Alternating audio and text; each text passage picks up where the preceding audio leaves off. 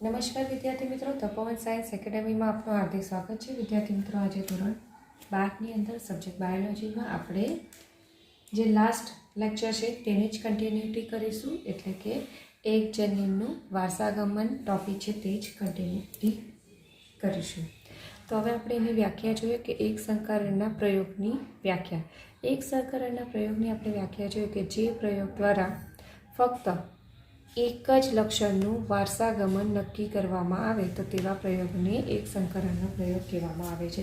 એટલે કે સંકરણના પ્રયોગ માટે વિદ્યાર્થી મિત્રો ધ્યાનથી સમજો કે સંકરણ છે તો સંકરણના પ્રયોગ માટે ફક્ત એક જ લક્ષણનો અભ્યાસ કરવામાં આવે, એક જ લક્ષણની આનુવંશિકતા ચેક કરવામાં આવે, એટલે કે એક જ લક્ષણ છે તેનું વારસાગમન નક્કી કરવામાં આવે તો એવા પ્રકારના પ્રયોગને એક સંકરણનો પ્રયોગ કહેવાય. કેવી રીતે યાદ રાખવાનું? એક સંકરણ એટલે કે અભ્યાસમાં એક જ લક્ષણનું આનુવંશિકતા જોવામાં આવે તો એને એક સંકરણનો પ્રયોગ કહેવામાં આવે છે. હવે આ જે એક સંકરણનો પ્રયોગ છે તે કોના દ્વારા કરવામાં આવ્યો? તો એક સંકરણનો પ્રયોગ જે છે તે મેન્ડલ દ્વારા કરવામાં આવ્યું. મેન્ડલ દ્વારા કરવામાં આવ્યું કે જે એમણે શું કર્યું કે એમણે પસંદગીનું લક્ષણ તરીકે પ્રકાંડની લંબાઈ લીધી. એમણે શું કર્યું?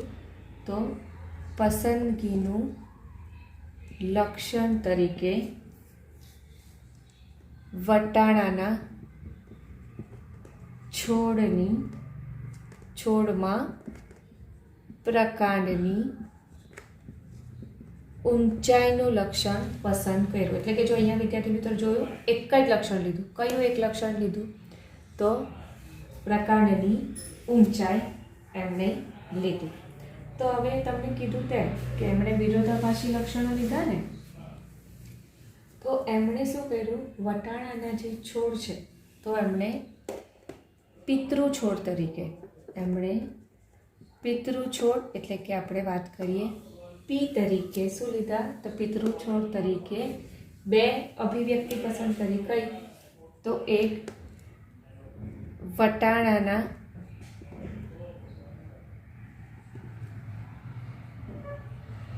ઊંચા પ્રકાંડવાળો છોડ અને બીજો નીચા પ્રકાંડવાળો છોડ. તો એમણે શું કર્યું કે એમણે પ્રયોગ માટે પિતૃ છોડ તરીકે વટાણાનો ઊંચા પ્રકાંડવાળો છોડ લીધો અને નીચા પ્રકાંડવાળો છોડ લીધો. નીચા એટલે કે આપણે એમ કહી શકીએ ટૂંકા પ્રકાંડવાળો પણ કહી શકાય. હવે આ બંને જે એમણે પિતૃ છોડ તરીકે પસંદ કર્યા હતા તો એ કેવા હતા? શુદ્ધ હતા. એટલે કે પેઢી દર પેઢી એક જ લક્ષણ એમનામાં જળવાઈ રહેલા હતા. પછી એમણે શું કર્યું કે આ જે પિતૃ છોડ છે, પિતૃ છોડને શેના વડે દર્શાવાય? તો પિતૃ છોડને પી વડે દર્શાવાય. તો એમણે શું કર્યું? આ જે બે પિતૃ છોડ છે તો એ પિતૃ છોડ વચ્ચે એમણે શું કરાવ્યું? તો પિતૃ છોડ વચ્ચે એમણે પરફલન કરાવ્યું. બરાબર? એમણે શું કર્યું? સંકરણ માટે એક લક્ષણ લીધું, પ્રકાંડની ઊંચાઈ, જેમાં વિરોધાભાસી અભિવ્યક્તિ તરીકે એક ઊંચા પ્રકાંડવાળો છોડ લીધો અને બીજો નીચા પ્રકાંડવાળો છોડ લીધો, જેમની વચ્ચે એમણે પરફલન કરાવ્યું. એટલે કે સંકરણ, કે જેની માટે અહીંયા ક્રોસ સંજ્ઞા વપરાય છે. તો હવે એમણે શું કર્યું? પરફલન કરાવ્યું. તો પરફલન વિશે આપણે જોઈ જ ગયા. પરફલન વિશે આપણે શું જોઈ ગયા કે જ્યારે આ જે ઊંચા પ્રકાંડવાળો છોડ છે તો ઊંચા પ્રકાંડવાળો છોડ જ્યારે અપરિપક્વ હતું તો અપરિપક્વ જ હતું ઊંચા પ્રકાંડવાળા છોડ કે જેનું પુષ્પ, બરાબર? તો આનું પુષ્પ કેવું હતું? અહીંયા લખું છું એટલે ધ્યાનમાં રહે.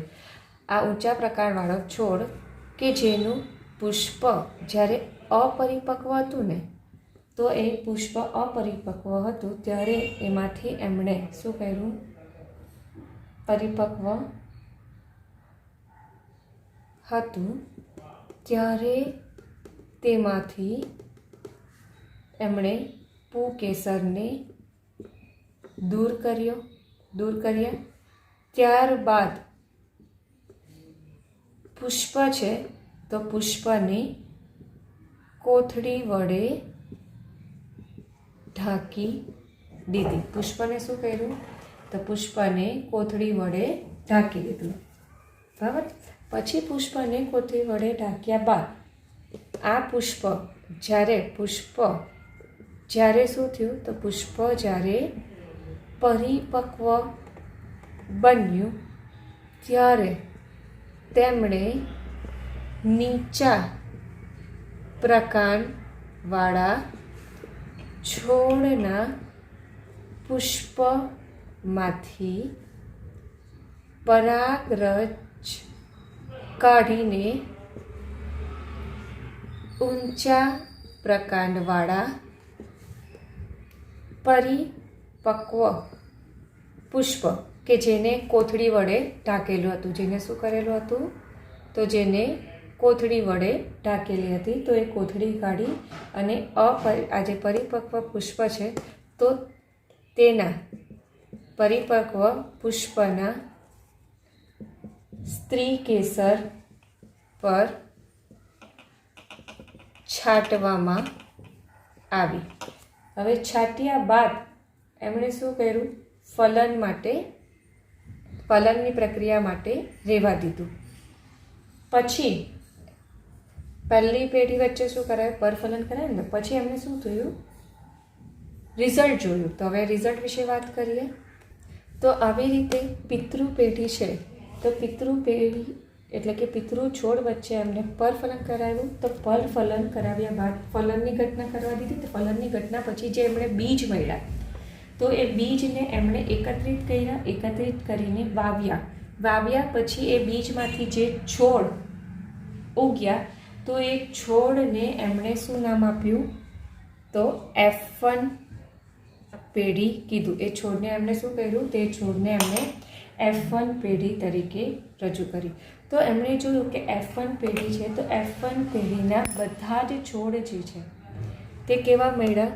તો F1 પેઢીના એમને બધા જ છોડ ઊંચા પ્રકાંડવાળા મળ્યા. F1 પેઢી જે છે તેમને બધા છોડ કેવા મળ્યા? તો ઊંચા પ્રકાંડવાળા મળ્યા. પછી એમણે શું કર્યું કે જોયું કે આ જે F1 પેઢી છે તો F1 પેઢીમાંથી બધી જ સંતતિ જે છે તે એક જ પિતૃની અભિવ્યક્તિ કરતી હતી. બરાબર. એક જ પિતૃ એટલે કે ઊંચા પ્રકાંડવાળા છોડની જ અભિવ્યક્તિ કરતી હતી. આ નીચાવાળા પ્રકાંડવાળા છોડની અભિવ્યક્તિ કરતી હતી નહીં. પછી એમણે શું કર્યું કે F1 પેઢીના એમણે બે છોડ વચ્ચે એટલે કે F1 પેઢીના જે બે ઊંચા પ્રકાંડવાળા છોડ છે, બરાબર, F1 પેઢીના જે ઊંચા પ્રકાંડવાળા છોડ છે તેમની વચ્ચે એમણે સ્વફલન થવા દીધું. F1 પેઢીના જે ઊંચા પ્રકાંડવાળા બે છોડ છે તો એ બે છોડ વચ્ચે એમણે શું કર્યું? તો બે છોડ વચ્ચે એમણે સ્વફલન થવા દીધું. અને સ્વફલન થઈ ગયા બાદ આ F1 પેઢીમાંથી એમને જે બીજ મળ્યા એ બીજને એમણે ઉગાડ્યા અને ઉગાડતા એ બીજને વાવ્યા તો એમાંથી જે છોડનું નિર્માણ થયું તો એ છોડને એમણે કીધું F2 પેઢી. એ છોડને એમણે શું રજૂ કર્યા? F2 પેઢી તરીકે રજૂ કર્યા. F2 પેઢી એટલે કે દ્વિતીય પેઢી, બીજી પેઢી તરીકે જોયા.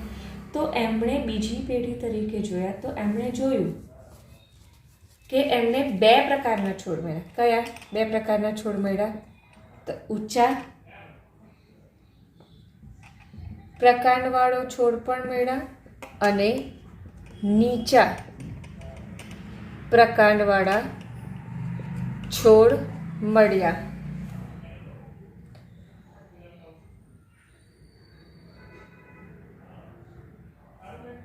બરાબર. ઊંચા પ્રકાંડવાળા અને નીચા પ્રકાંડવાળા એમ બંને છોડની પ્રાપ્તિ એમને દ્વિતીય પેઢીમાં થઈ.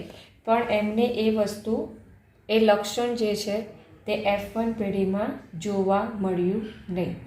પછી એમણે ઓબ્ઝર્વ કર્યું કે જે F2 પેઢી હતી, એટલે કે આ જે F2 પેઢી છે, તો F2 પેઢીમાં 4 છોડ પૈકી કેટલા F2 પેઢી છે, તો F2 પેઢીમાં 4 છોડ પૈકી 3 છોડ જે છે તે ઊંચા પ્રકાંડવાળા થયા. કેટલા? 4 છોડ પૈકી 3 છોડ જે છે તે ઊંચા પ્રકાંડવાળા થયા અને 4 પૈકી 1 છોડ જે છે તે કેવા થયા? તો નીચા પ્રકાંડવાળા થયા. તો આ રીતે જે દેખાય છે તેને શું કહેવામાં આવે? તો એને સ્વરૂપ પ્રકાર કહેવામાં આવે છે. સ્વરૂપની દ્રષ્ટિએ વાત કરીએ તો F2 પેઢી છે, સ્વરૂપ એટલે કે આપણે જે જોઈ શકીએ છીએ, નરી આંખે આપણને જે છોડ દેખાય છે, બરાબર, તો એને સ્વરૂપ કહેવામાં આવે. તો એમને F2 પેઢી છે, તો F2 પેઢીમાં સ્વરૂપ પ્રકાર જોયું તો 4 છોડ પૈકી 3 છોડ જે છે તે ઊંચા પ્રકાંડવાળા થતા હતા અને 4 પૈકી 1 છે તે નીચા પ્રકાંડવાળા થયા. તો આપણે સ્વરૂપ પ્રકારની વાત કરીએ તો 75% છોડ ઊંચા પ્રકાંડવાળા થયા અને ટકાવાઇઝ વાત કરીએ તો 25% છોડ જે છે તે કેવા થયા? નીચા પ્રકાંડવાળા થયા. તો F2 પેઢી છે, તો F2 પેઢીમાં બંને પિતૃઓના લક્ષણની અભિવ્યક્તિ થઈ, બરાબર. તો બંને પિતૃઓના લક્ષણની અભિવ્યક્તિ થઈ તો એનો રેશિયો શું મળ્યો આપણને? તો એનો રેશિયો મળ્યો આપણને 3:1. આપણે સ્વરૂપ જે છે તો સ્વરૂપ પ્રમાણ કેટલું મળ્યું? તો આપણને સ્વરૂપ પ્રકાર છે તો એનું પ્રમાણ આપણને, એનો રેશિયો આપણને 3:1 મળ્યો, બરાબર. કેટલો મળ્યો? 3:1 મળ્યો. એમને બીજી વસ્તુ પણ એક ઓબ્ઝર્વ કરી કે એમને પ્યોર લક્ષણની અભિવ્યક્તિ દેખાય કે આ જે વિરોધાભાસી એમણે લક્ષણ લીધા ને, ઊંચા પ્રકાંડ અને નીચા પ્રકાંડના છોડ, તો એમને એની મિશ્રિત અભિવ્યક્તિ નહીં મળી. મિશ્રિત એટલે કે મધ્યમ કદના પ્રકાંડવાળો છોડ મળ્યો નહીં. 3 છોડ જે છે તે પ્રોપર ઊંચા પ્રકાંડવાળા એટલે કે અની સાઇઝના થયા અને જે નીચા પ્રકાંડવાળો છોડ હતો તે પણ આ પિતૃની જે સાઇઝ હતી તેટલા જ કદના થયા. પણ આ 2 છોડની વચ્ચેનું થયું નહીં. એટલે કે એમને જે વિરોધાભાસી લક્ષણોમાં F1 પેઢી અને F2 પેઢી બંનેમાં કોઈ પણ પ્રકારના મિશ્રિત એટલે કે મિશ્રિત લક્ષણો જોવા મળ્યા નહીં. પ્યોર જ લક્ષણ જોવા મળ્યા. તો આવી રીતે એમણે એક સંકરણનો પ્રયોગ કે જેમાં એમણે સ્વરૂપ પ્રકારનું પ્રમાણ આપ્યું.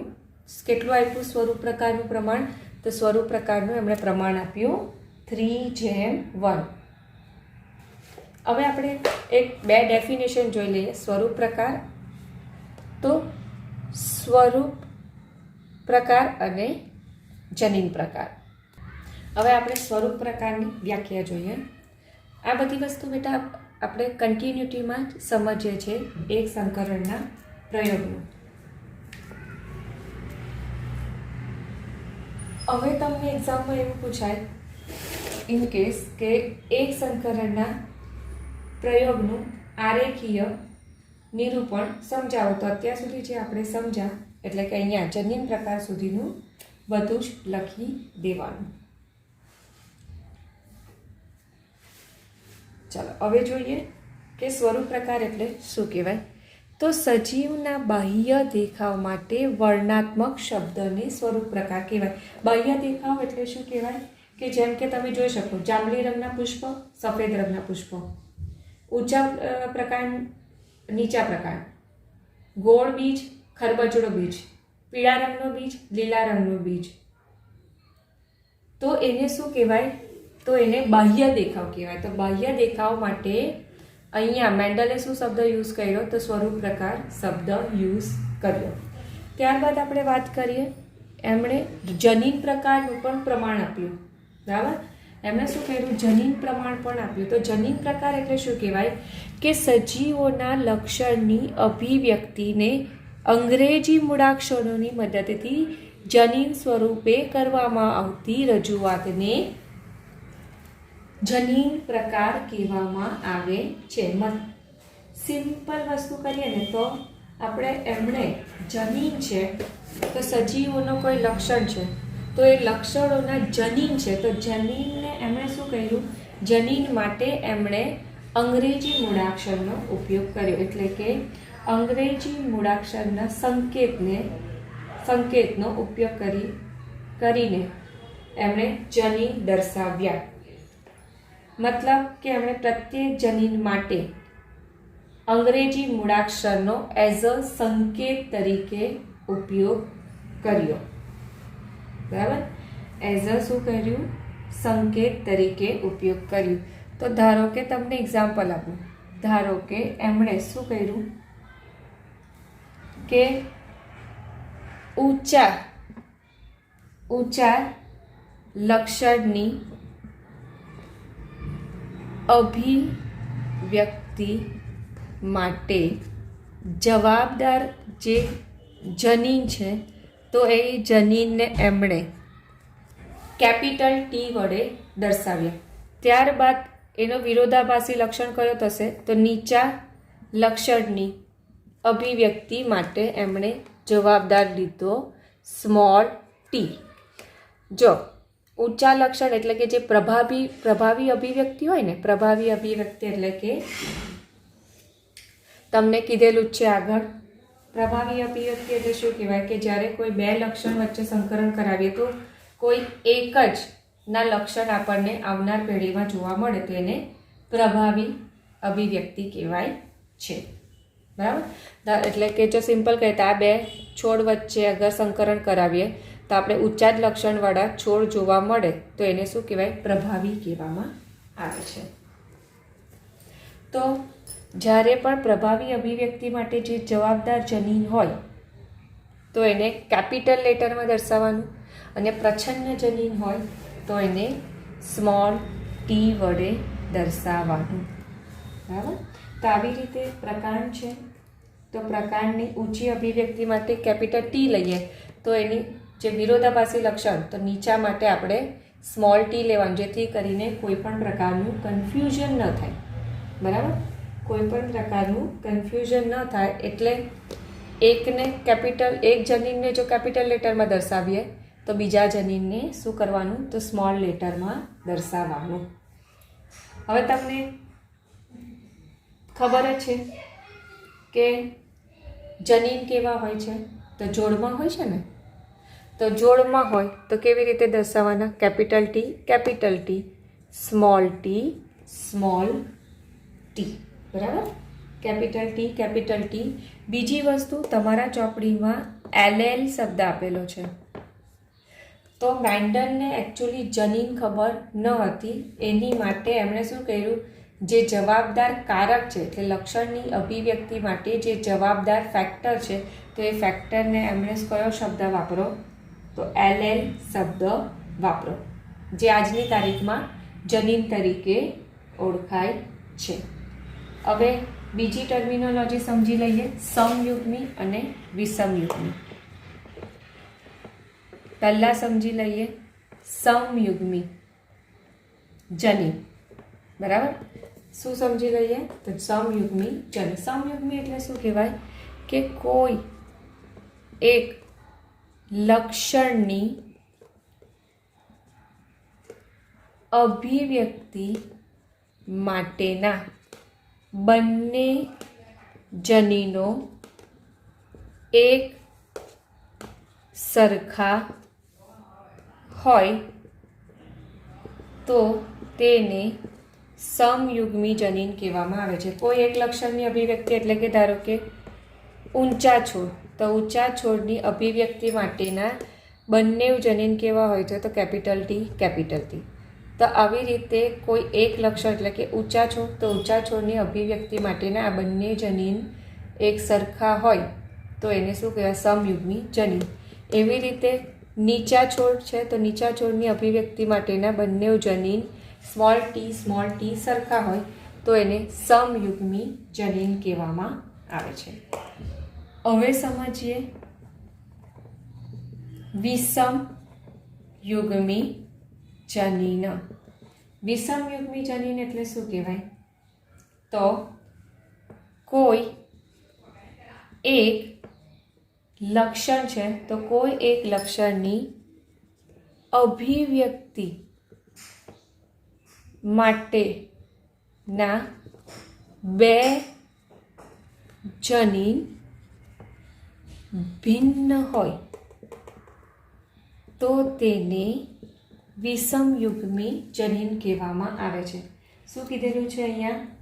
કોઈ એક લક્ષણની અભિવ્યક્તિ માટેના જે જોડમાં રહેલા જનીન હોય તે કેવા હોય? તો ભિન્ન હોય તો તેને વિષમયુગ્મી કહેવામાં આવે છે. જેમ કે તમને દેખાવમાં છોડ કેવા લાગે? ઊંચા લાગે, પણ એનું જનીન બંધારણ છે તે કેપિટલ ટી અને સ્મોલ ટી હોય. તો આવી રીતે કોઈ એક લક્ષણ એટલે કે છોડ તમને દેખાવમાં કેવા લાગે? ઊંચા, પણ જો એનું જનીન બંધારણ આપણે ચેક કરીએ તો કેવું હોય છે? કેપિટલ ટી અને સ્મોલ ટી. તો આવી રીતે બંને જનીન અલગ અલગ હોય પણ એ કોઈ એક જ લક્ષણની અભિવ્યક્તિ કરે તો એને વિષમયુગ્મી કહેવામાં આવે છે. બરાબર? એટલે યાદ રાખવાનું, એલેલ હંમેશા કેવા હોય છે? તો એલેલ જે છે તો એલેલ હંમેશા આવી રીતે જોડમાં આવેલા હોય છે. કેવા આવેલા હોય છે? તો જોડમાં આવેલા હોય છે. હવે આપણે જોઈએ બીજી ટર્મિનોલોજી, પ્રભાવી કારક. હવે કઈ ટર્મિનોલોજી જોઈએ? તો હવે જોઈએ પ્રભાવી કારક. બરાબર? કારક એટલે કે પ્રભાવી જનીન. બરાબર? તો પ્રભાવી કારક, પહેલાંના ટાઈમે કારક શબ્દ, બેન્ડલ છે તો બેન્ડલના ટાઈમે જનીન માટે કારક શબ્દ યુઝ કરતા. હવે આજની તારીખમાં કારકની જગ્યા પર જનીન શબ્દ યુઝ કરીએ છીએ. તો અહીંયા પ્રભાવી કારક પણ કહી શકો અને પ્રભાવી જનીન પણ કહી શકો. તો પ્રભાવી કારક કે જેને ઇંગ્લિશમાં ડોમિનન્ટ જીન કહેવામાં આવે છે. ઇંગ્લિશમાં એને શું કહેવામાં આવે? તો એને ડોમિનન્ટ જીન કહેવામાં આવે છે. એને શું કહેવામાં આવે? તો એને ડોમિનન્ટ જીન કહેવામાં આવે. હવે પ્રભાવી કારકની વ્યાખ્યા આપણે જોઈએ તો સજીવમાં એક લક્ષણ માટેના બે ભિન્ન વૈકલ્પિક કારકોમાંથી જે કારક વ્યક્ત થાય તો તેને શું કહેવામાં આવે? પ્રભાવી કારક કહેવામાં આવે છે. જેમ કે અહીંયા તમને એક્ઝામ્પલ આપું તો કેપિટલ ટી અને સ્મોલ ટી, આ બંને શું છે? બે ભિન્ન કારકોની જોડ છે. બરાબર? કેપિટલ ટી, સ્મોલ ટી બંને ભિન્ન કારકોની જોડ છે. પરંતુ તમે જો છોડના દેખાવ જુઓ તો છોડ કેવા હશે? ઊંચા હશે. છોડ છે, બીજ છે તો બીજમાં બંને જનીન છે. ઊંચા છોડ માટે બી જવાબદાર જનીન છે અને નીચા છોડ માટે બી જવાબદાર જનીન છે. તો આ બે ઓપ્શન પૈકી જે આવનાર સંતતિ છે તે કેવી થશે? ઊંચા છોડવાળી થાય છે. એટલે કેમ કહી શકીએ કે બંને લક્ષણોના કારકો હોવા છતાં કોઈ પણ એક જ કારકની અભિવ્યક્તિ થાય તો એને પ્રભાવી કારક કહેવામાં આવે છે. હવે પ્રચ્છન્ન કારક જોઈએ. હવે શું જોઈએ? પ્રચ્છન્ન કારક જોઈએ. પ્રચ્છન્ન કારક એટલે શું કહેવાય? કે જે વૈકલ્પિક કારકની અભિવ્યક્તિ, જે વૈકલ્પિક કારક છે તો એ વૈકલ્પિક કારકની અભિવ્યક્તિ ન થાય તો તેને પ્રચ્છન્ન કારક કહેવાય છે. બરાબર? તો હવે આ જો આ બે ઓપ્શનલ છે, વૈકલ્પિક એટલે ઓપ્શનલ કારકો છે. તો આ બે પૈકી આ જે નીચા છોડમાં થવા માટે જે જવાબદાર છે તો એની અભિવ્યક્તિ આવનાર પેઢીમાં ન થાય. જ્યારે પણ જનીન વિષમયુગ્મી હોય, બરાબર, તો એ વિષમયુગ્મી જનીન હોય તો વિષમયુગ્મી જનીન પૈકી જ્યારે પણ કોઈ એક જ કારકની અભિવ્યક્તિ થાય, આ બીજા કારકની અભિવ્યક્તિ ન થાય, તો જે કારકની અભિવ્યક્તિ થાય તો એને પ્રભાવી કારક કહેવાય. આ કારકની અભિવ્યક્તિ ન થાય તો એને પ્રચ્છન્ન કારક અથવા તો પ્રચ્છન્ન જનીન કહેવામાં આવે છે. બરાબર. જ્યારે પણ કોઈ છોડના બીજમાં આવી રીતે વિષમયુગ્મી જોડ હશે તો બે પૈકી કોઈ પણ એક જ જનીનની અભિવ્યક્તિ થાય તો એને પ્રભાવી કહેવાય, તો બીજાની ન થાય તો એને શું કહેવાય? પ્રચ્છન્ન કહેવામાં આવે છે. હવે આપણે બીજી વ્યાખ્યા જોઈ લઈએ. બીજી વ્યાખ્યા કઈ જોઈએ તો વૈકલ્પિક કારકની, કે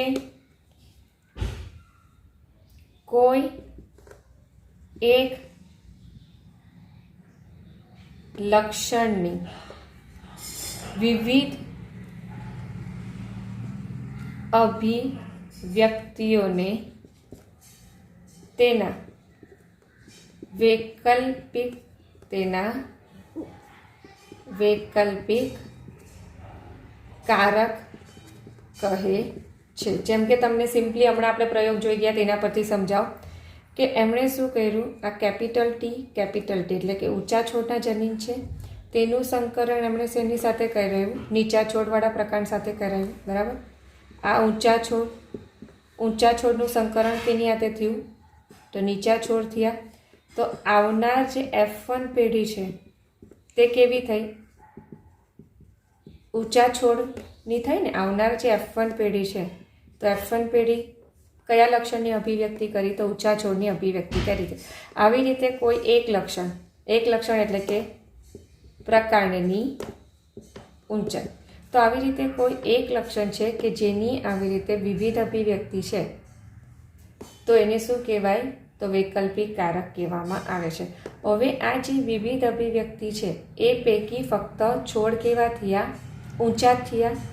તો ઊંચા છોડ માટે જવાબદાર જે કારક હોય ને તો એને પ્રભાવી કારક કહેવાય.